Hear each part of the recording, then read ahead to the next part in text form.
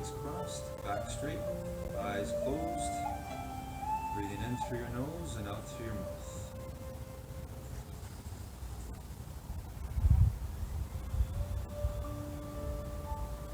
Feeling that power you have, your determination to control your breathing.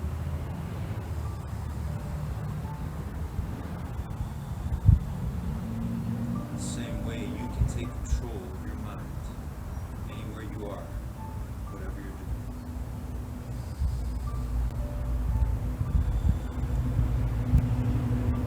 Let's use that same power, that same determination to see in our mind the image, the visions that we want to create today in our lives.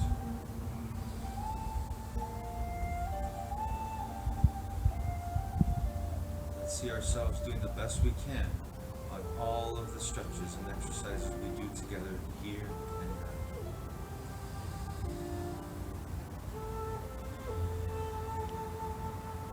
Let's use that power we have, our true being, our presence, our determination to see in our mind right now, go into the future. Think about what you want to make real. Bring it to the present. That music goes off.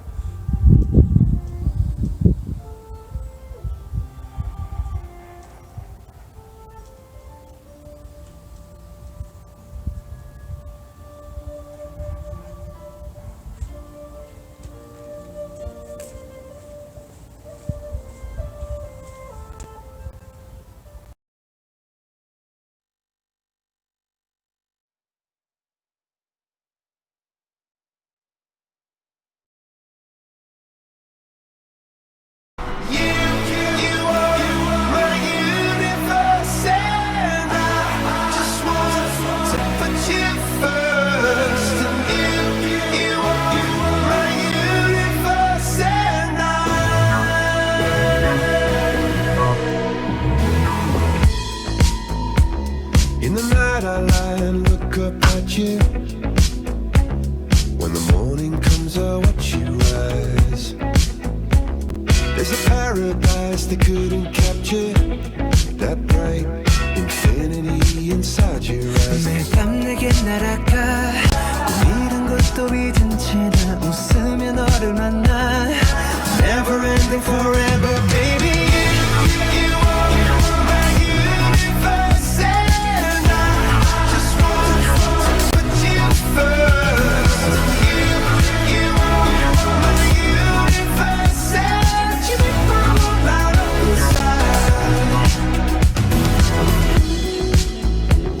어둠이 내게 펴냈었지. 길어진 그림자 속에서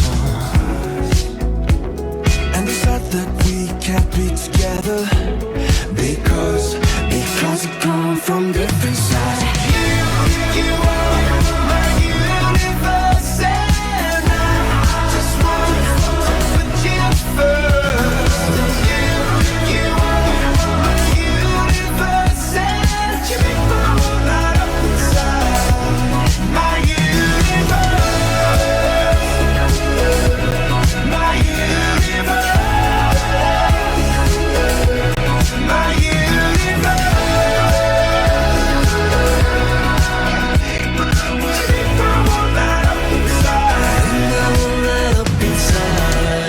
나를 밝혀주는 건 너란 사랑으로 수놓아진 별. 내 우주에 넌 다른 세상을 만들어주는 걸. 너는 내 별이자 나의 호주니까 지금 이 시련도 결국엔 잠시니까 너는 언제까지나 지금처럼 밝게만 빛나줘. 우리는 나로 따라 이긴 밤을 수놓고 너와 함께 날아가. When I'm without you I'm crazy. 자 어서 내 손을 잡아. We are made of each other baby. You are my universe and I just want to put you first. You are my universe and you make the whole light up inside. My universe, my universe, my universe.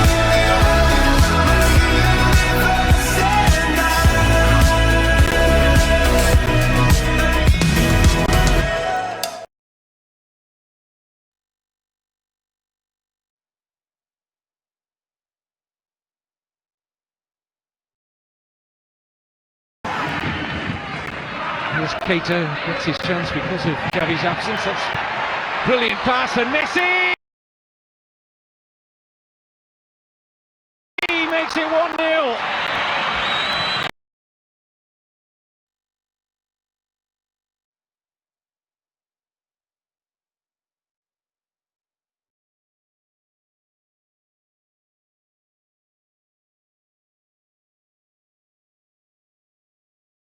Good morning, guys. Today, Will Smith shares with us the idea of allowing fear to motivate us. So he says, let fear motivate you. And this came from his experience growing up and having opportunities. He recalls an example when he was about to begin his show, The Fresh Prince of Bel-Air, and there were a couple of gentlemen that would want to meet with him. And Will Smith hated the fact that for whatever reason, he would either come up with excuses or he would be coming up with things that would prevent him from meeting with the two gentlemen and going after what he really wanted to do because of fear. And it got to the point where Will Smith just got sick and tired of letting fear stop him. So he says that in his early life, he developed a strategy for attacking fear. And that's what we have to do. So what fear can you attack today? Have a great morning, everyone.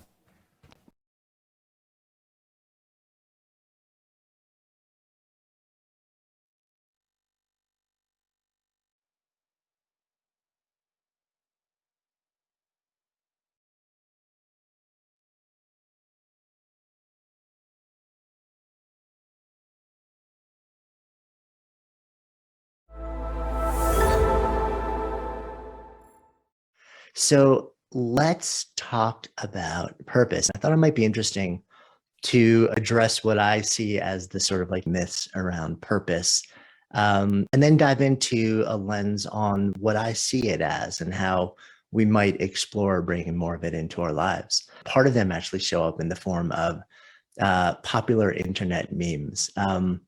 And one of them, maybe the one that I've actually seen the most, in fact, I've seen it literally millions of times all over social media. It's wrapped around this Japanese word, and the word is ikigai. And ikigai translates very roughly to a reason for getting out of bed, a reason for being, the thing that gives you a sense of purpose in no small way. And the concept has been around for quite a long time culturally in Japanese culture. It goes way, way, way, way back. It was popularized and made sort of like a much more front and center part of the culture in 1966 when a Japanese psychiatrist actually looked at that concept. Her name was Mieko Kamiya, and she published a book called On the Meaning of Life, which in an interesting way, to me, I think is almost a bit of a precursor to what so many people refer to as sort of like the seminal piece of work around purpose or meaning, which is Viktor Frankl's Man's Search for Meaning. But this term ikigai, if you've heard of it before, there's a really safe bet that somewhere in the internet or social media on like all the different platforms, you have seen a visual associated with it. And that visual is a Venn diagram with 4 different circles on it. And those 4 different circles, one of them says things you love to do. One of them says things you're good at. One of them says things that the world needs. And the 4th one says things that people will pay you to do. And this has kind of become the standard thing. If you want to experience ikigai, if you want to have a sense of purpose, it exists at the sweet spot of things you love to do, things you're good at doing, things the world needs, and things the world is willing to pay you to do, which is absurd if you really think about it. At what point did that last quadrant, things that the world is willing to pay you to do, become an important part of what gives you a sense of purpose? So that's effectively saying that if you love to care for a grandchild, or if you love to, illustrate something on the side for no other reason than the feeling that it gives you, if the world isn't willing to pay you for it, well, that can't be your ikigai or your fundamental driver of purpose. And I think it's so fascinating that this particular diagram has become so wrapped up in the westernization of the notion of purpose that we now say it can't be valid unless somebody is willing to compensate you for it, which I think out of the gate, we want to just blow that myth up. You know, is it nice when people will compensate you for it? Is it fantastic when you can actually center it in the work that you do or the job and you can actually, you know, bring it all together? That's fantastic. You know, that is in fact a lot of the work that I do, is helping people find that sweet spot. But does it mean that you actually have to get paid to do it for it to be a valid thing that gives you a sense of purpose in your life and in your world at any given moment in time? No, of course not. It is an utterly absurd requirement to think that that has to be part of the equation. So one, let's get rid of that. Let's, you know, and if you ever see that thing floating around on the internet, and it's almost guaranteed you will, know that there's something a little bit off about that diagram that was kind of broken into it when it met Western culture and a Western mindset that says purpose has to generate money. So that's one thing I think is important to understand. The second myth, and this is something that Mel was really getting to also, is this notion of a big overarching single life purpose, and that we all have one. Very often it's believed that it's preordained or predestined, and that it is the one thing that we have been put on the planet to do. And as part of that, an underlying assumption is that unless and until we learn that one thing in our lives, we cannot in fact live a life of purpose. We cannot live and derive the level and the sense of purpose that we would want to feel by doing the thing that we have literally been put on the planet to do. So this is also another thing that is sort of like very popular in Western culture, not so much in Eastern philosophy, but in Western culture. These are really fascinating Western culture overlays, right? This is so problematic to me. And because it basically tells you if you don't know what that thing is, you can't live the life you want to live, which is a complete farce. And it also says that something has to happen in your life to trigger an awakening to what this thing is. And then and only then can you actually step into it and start living it. So I remember hearing a story a couple years back about somebody who's relatively famous, who had a horrific loss in his life. It was, you know, he was a parent, and there was an absolutely tragic and horrific loss when I believe he was in his 50s, and described that moment as that was the moment where for the first time he realized his purpose in life, which was to build a foundation and which was to advocate for nonviolence in a very particular way for a very particular community of people. And of course, that's fantastic work. And that work can give a profound and enduring sense of purpose. And maybe it will carry you through your entire life.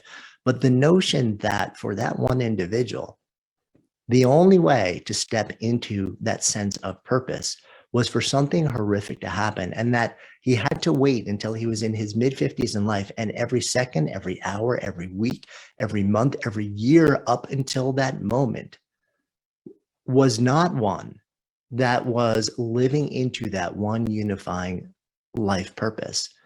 To me, that is so defeating. It's so demoralizing. It's so feudalistic that it kind of, it's wrong. All the research, and there is substantial research on purpose, shows that it is wrong.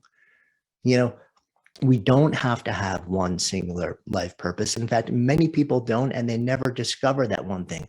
Some people do discover one thing that carries them through life. But oftentimes, you know, if it's much later in life, well, then you look at all the early days and figure, well, that was wasted time, but it's not. That's time that you're on a path, and it is time where every moment you have the opportunity to actually engage in activities and relationships and experiences that will give you a sense of purpose. Even if you never discover one thing that you feel in your heart is your, quote, big overarching singular life purpose that you will devote yourself to for the rest of your days. What the research shows crystal clear is that you can have all the benefits of purpose, by simply understanding that there are many different ways that you can invest yourself throughout the day that will give you momentary or sometimes enduring senses of purpose.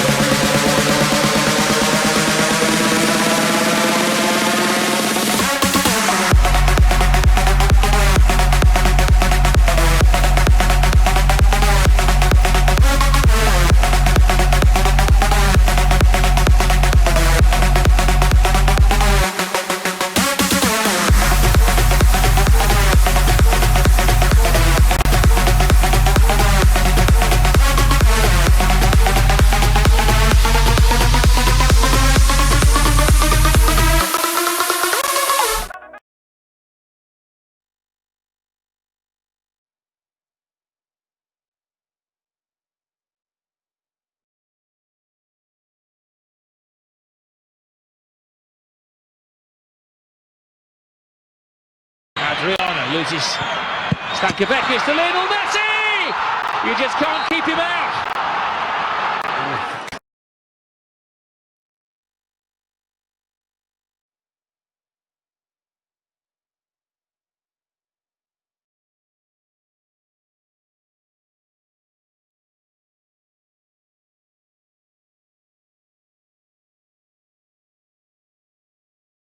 Good afternoon, guys. I remember hearing a while ago that on the other side of fear is freedom. And this is so true. I have seen and felt this in my life, and I continue to experience this every single day. Even when I look at this, getting in front of the camera and sharing videos with you about my thoughts, feelings, and things that I know or feel could help you. It is not easy, but that's where determination steps in. That's where that energy, that spirit, that drive that we all have within us to face our fears and keep going every single day, choice by choice. And I can tell you, it is working. It's not easy, it's very difficult, but it's possible. And it's all about going after and attacking our fears. And on the other side of those fears is the freedom we're looking for. Have a great afternoon, everyone.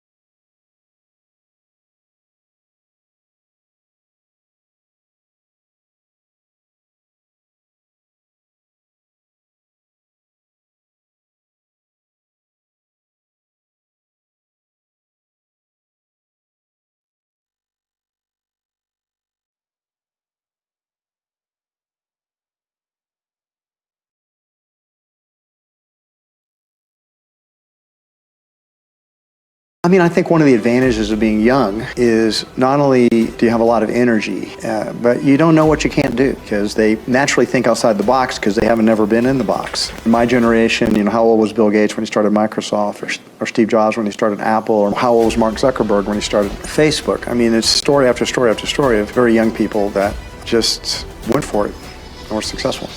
Test the waters, make sure, and that's what we tell a lot of our students is, you know, pick a product and learn the business model, learn the system, and then start building a real business. The word try, I think sometimes people misuse, like, oh, I'm gonna try that. Why don't you just do it? Don't just try it, do it, implement it, like fully go in. Money Revealed is an exclusive video series where self-made millionaires share their secrets on how they got rich. In this episode, you'll learn how to start your journey as an entrepreneur, how to think like a winner, and how to set up a successful business on Amazon. These are the lessons that they don't teach you in school about making money. And we've partnered with the series creator Jeff Hayes to bring it to you on my YouTube channel. Enjoy. I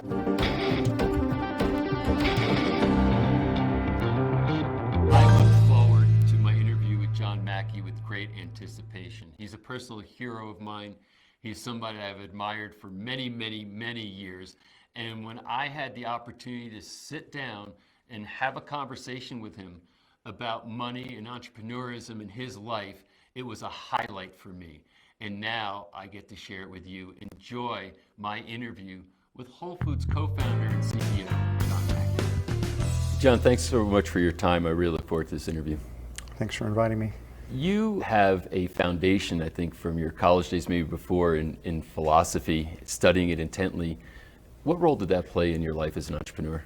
I mean, it played a huge role. People oftentimes ask the question, if you're studying philosophy, is like, what good is that for? Right. But philosophy really taught me how to think. Taught me how to think critically, rationally, to see what's a bad argument, what's a good argument, to be able to defend my positions with logic and reason and facts and evidence. And so few people actually do that. And most people are just go through life just being ruled by their emotions, and they're unable to actually ever sort of get clarity. So philosophy helped me see more clearly. And if you're going to be in business, deceiving yourself or fooling yourself is a very, very bad thing to do. You have to be able to see things clearly, or you're not going to make good decisions. So absolutely foundational. And do you still use it to this day as far as, you know, your thinking and your process for, you know, how to make decisions? Absolutely. Yeah. I mean, I still study philosophy. Yeah. It's not like I figured everything out. So I'm still learning, still growing, and still enjoy studying philosophy. One of the things I do. What got you started in being an entrepreneur and going into business? I mean, I didn't self-identify as an entrepreneur for a long time. I didn't set out to be an entrepreneur. I mean, I didn't study any business classes when I went to the University of Texas and Trinity in San Antonio. I kept going back and forth between those two. And I basically just took electives. I studied philosophy and world literature, the humanities of all kinds, psychology, anthropology. I was trying to figure out the meaning of life and meaning of my life in particular, what my own purpose was. And I moved into this vegetarian co-op when I was 23 years old. It was a housing co-op. I think they had about 18 people living there, two per room. And I wasn't a vegetarian at that time, but I actually just thought I'd meet a lot of really interesting people in the vegetarian co-op. But I was interested in all things counterculture. And so there were, just a bunch of hippies living there, going to school. And I had a food awakening there, where I learned how to cook. I learned about natural foods. I learned about organic foods. And the more I learned, the more passionate I got about it. So then I went to work at this small natural food store to earn some money. And I fell in love with retailing. And I thought to myself, you know, I could do this. I could have my own store. And I went back to the co-op one night and pitched my girlfriend, and what do you think about opening our own store and be a vegetarian store? And she was very excited about it. I oftentimes think my life would have been perhaps very different if she had said, that is like really a stupid idea. I don't want to do that. I don't want to go into business. It's a dumb idea. I might have dropped it right there. But when you're young and idealistic and you don't have as much to lose, We went out and hustled $45,000. We thought we needed 50, but we can only get 45, so we opened a little bit short. And it was in an old house. The first store was called Saferway. And I was just passionate about selling healthy food to people. Then people asked me what was the original purpose of Saferway, and it was like, well, it was to sell healthy food to people, have fun, and earn a living. And we did all of those things. Renee and I actually moved out of the co-op and moved into it was in an old house where the first store was. So we lived on the first floor was a store, and the second floor was a cafe, a vegetarian cafe, and the third floor was an office, and where Renee and I had a futon, and we just slept there at night. So I literally lived in the first store. Wow. So I just kind of followed my heart, I followed my passion, and that led me on the journey. So I didn't like go to business school and say, there's a huge market opportunity in this whole natural organic. I've done a study on it, and wow, we think it's going to be X amount of hundreds of millions or billions of dollars someday, and we want to get in on the ground floor. It was like, I'm interested in healthy natural foods. I like doing it, so we did it. And that's the interesting thing. You had no business school training, no business background. What made you think that you could open a retail store, deal with inventory, suppliers, the whole thing? Or did you not know entirely what you were getting into? I mean, I think one of the advantages of being young is not only do you have a lot of energy, but you don't know what you can't do. Right. You don't yet know your limitations.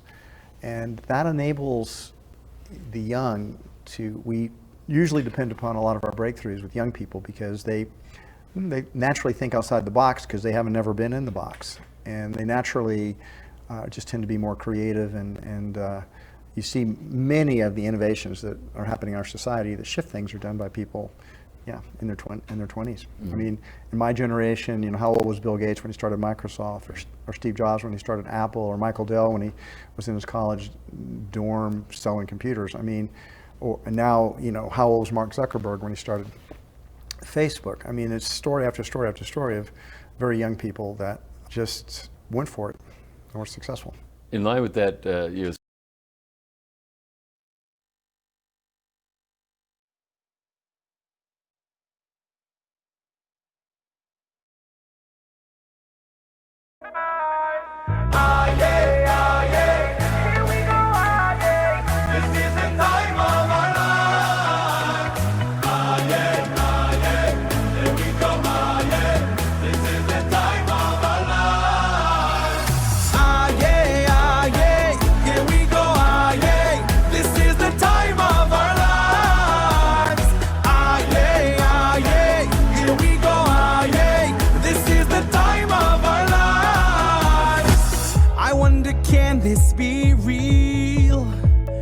like I'm living a dream, but it's how everyone feels.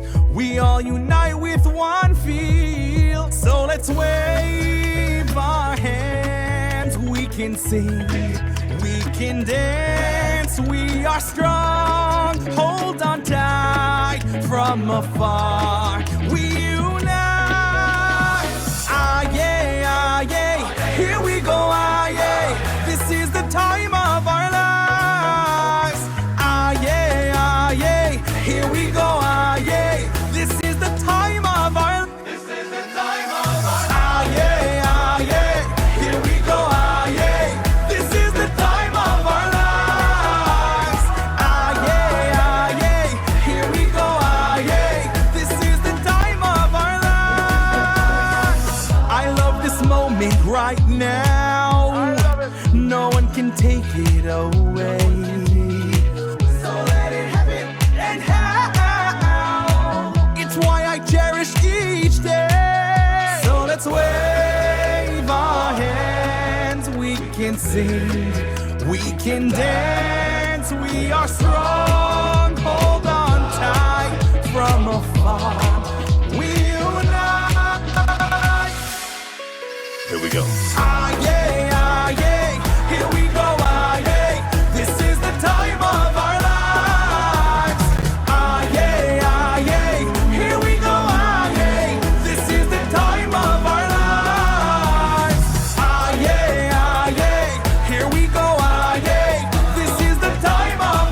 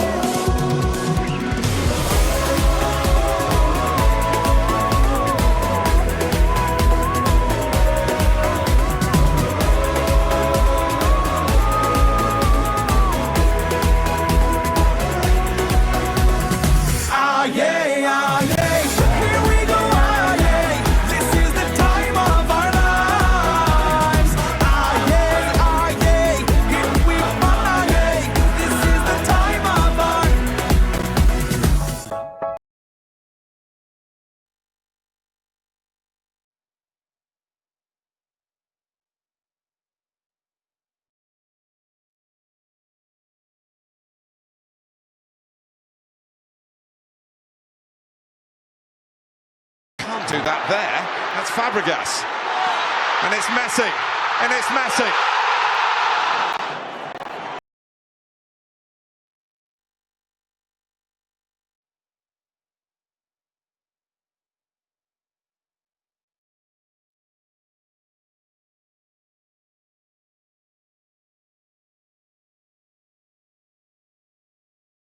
Good evening, guys. As we live, laugh, and love our way to infinite mind wealth, this thing called fear, it's all in our minds. This is the thing that we have to conquer. And I want to share with you a personal story as we're talking about fear today and trying to overcome our fears. And hopefully today you were able to look at one fear, stare it down, and overcome it. But I want to share with you my fears of just getting in front of the camera, my fear of public speaking.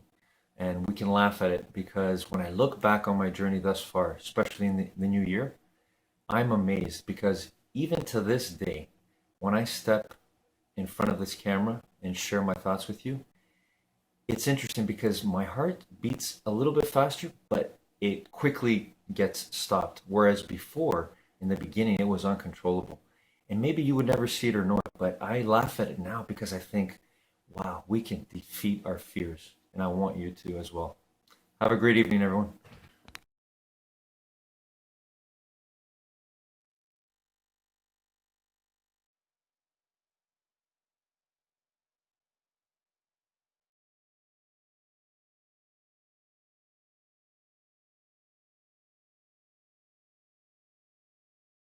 It's easy to get complacent, to even get a little bit bored, to sort of rest on your laurels. We're talking about you're now in your 30s and you've kind of figured out what you're going to be doing, etc. And you might be reading the daily laws at different points in your life. You might be in your 20s when you're reading it, but you need to think ahead, you need to plan ahead, because your goal in this whole process is to reach this level of creativity and mastery. And so the thing that I've learned is something that's kind of personal, but I've ended up putting in my books, is that each time you have to continually challenge yourself. Your apprenticeship phase never really ends. No matter how much success you have in life, no matter how much money you make or how much attention you get or how much power you have, you always have to keep learning. The world is continually changing, and if you're not adapting, if you're not keeping up with it, you're going to fall behind. And my great mentor in life was a guy named Niccolo Machiavelli, a writer. And his idea is a lot of people rise to positions of success through one particular trait they have. They're very aggressive, they're very charismatic, they're whatever it is, they have one quality that fits the spirit of the times and they rise to the top. But then they can't adapt. It's the only thing they've known. They've learned one thing. They have this one power in life. And when they get to the top and now circumstances change, things are different in the world, socially, economically, culturally, and they can't change and they keep doing the same thing and it ends up being their downfall. The ultimate prince, because this is from the book The Prince, is a person who can continually adapt, continually change their game. And what that means is you have to maintain a spirit of openness where you're continually learning, continually challenging yourself. Need motivation? Watch the Top 10 with Believe Nation! Hey, it's Evan Carmichael, and I make these videos because running a business is hard, and waking up every day and getting to work when you're all by yourself is hard.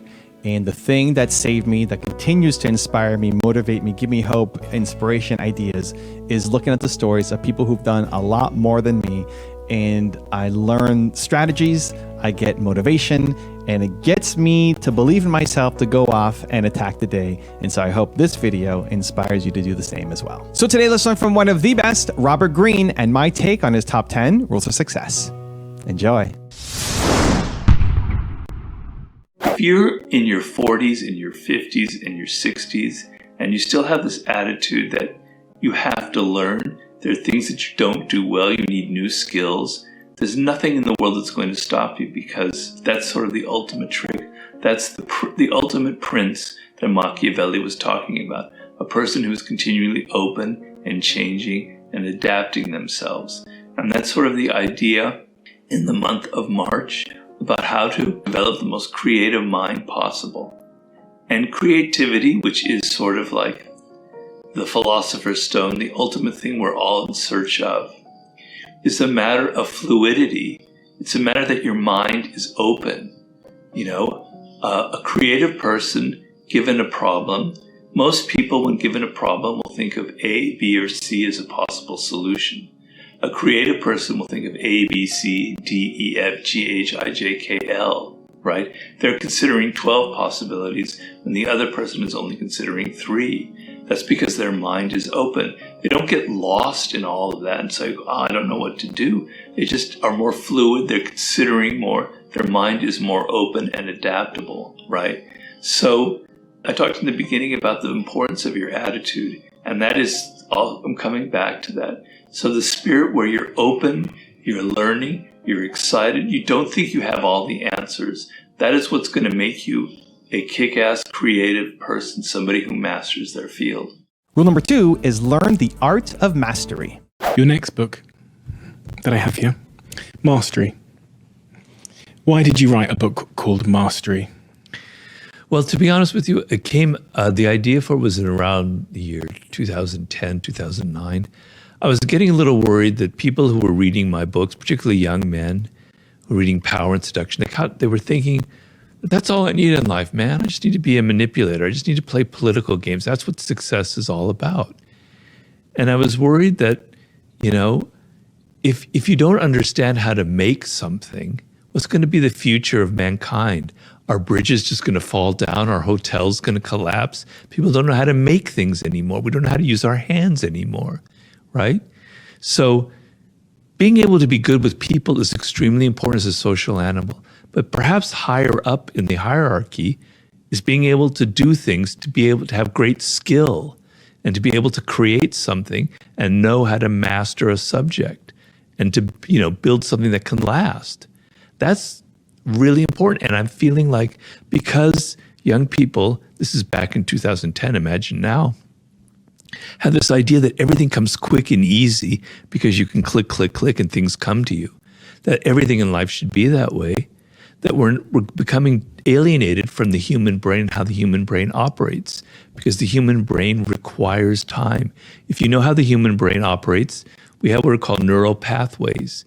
And every time you repeat something, a neural pathway is created and strengthened and strengthened and strengthened.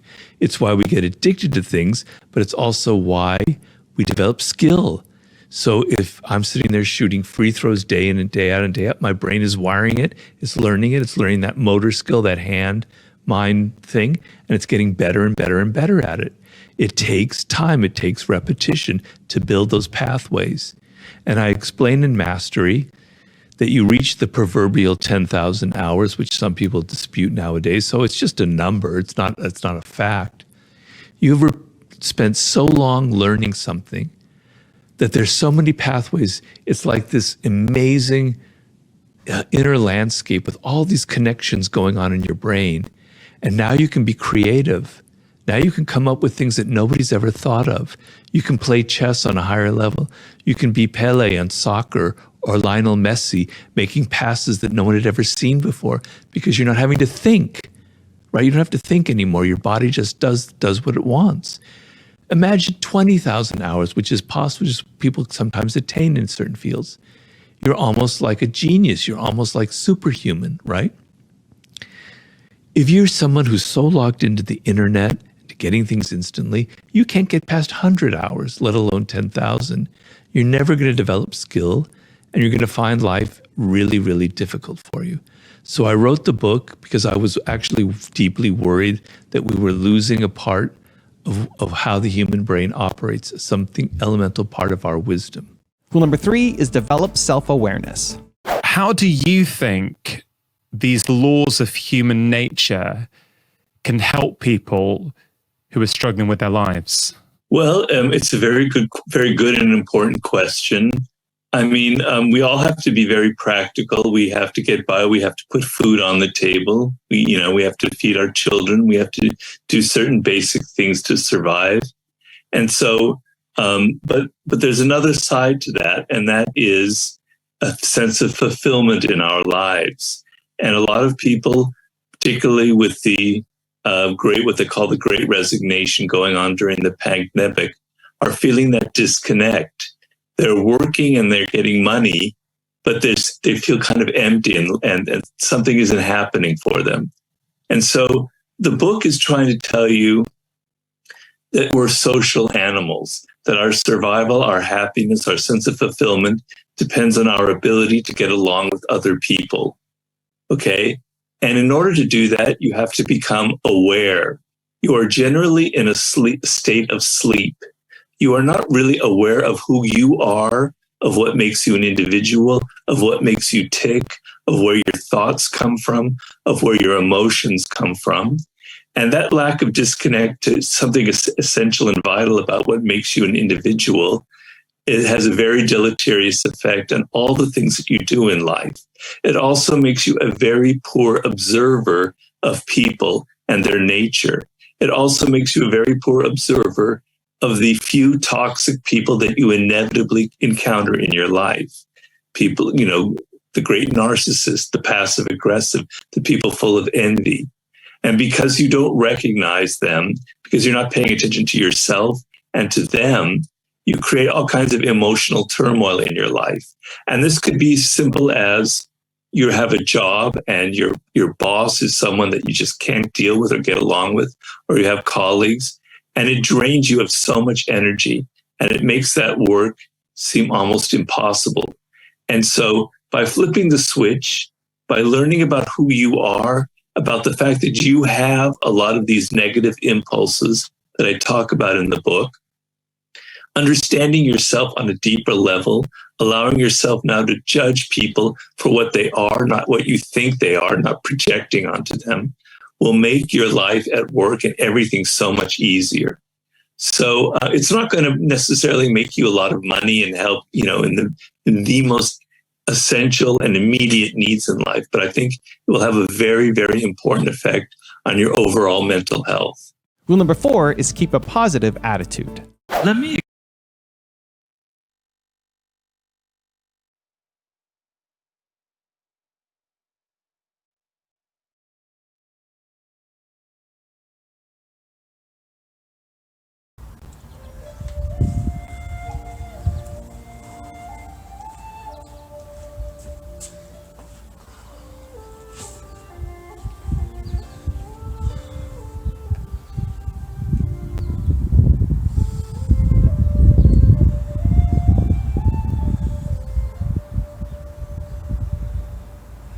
feel that?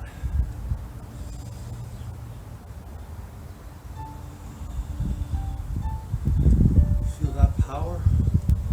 That oneness of us controlling our breathing and our minds? Right here, right now? No matter how hard our movements, exercises were today, no matter how much our body tried to take control of our minds, feel that?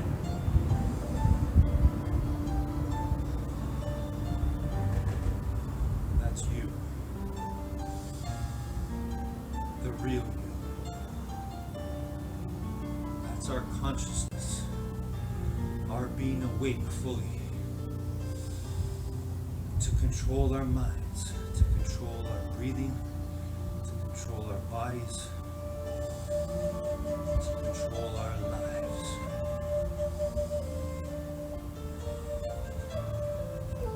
It's all possible through the power of you being present, staying in the now, right here, right now, wherever you are, wherever you are. There is no past and future right now. There is only the present, the gift that is you.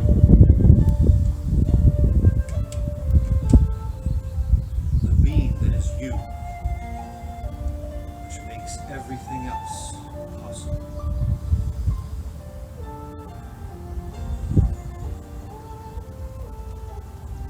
See, right here, right now, is just pure presence, pure happiness, pure winning, pure essence, pure determination of who and what we really are.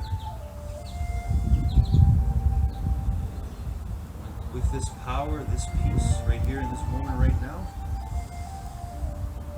we can always have all the mind health, and even greater, the mind wealth.